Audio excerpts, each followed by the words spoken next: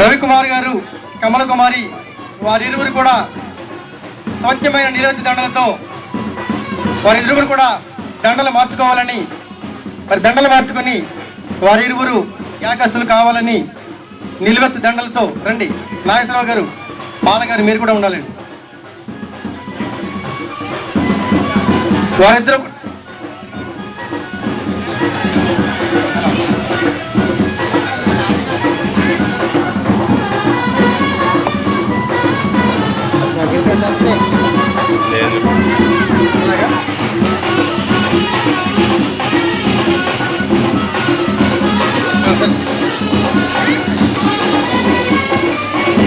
మరి ముందుగా చెప్పినట్టుగా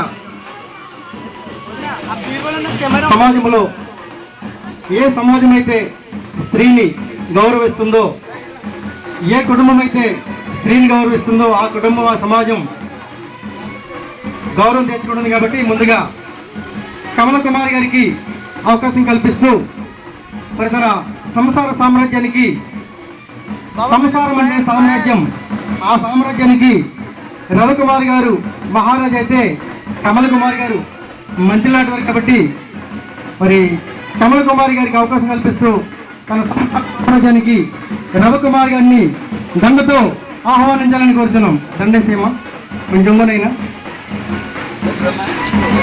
అదేవిధముగా మరి రవికుమార్ గారు కూడా తన సంసార సామ్రాజ్యానికి కమల కుమారి లాంటి తెలివైన మంత్రి గారిని మరి కోరుతున్నారు. కాబట్టి వారిని కూడా దండతో తన కమల కుమార్ని ఆహ్వానించాలని కోరుతున్నాం. వేసాం దండేసి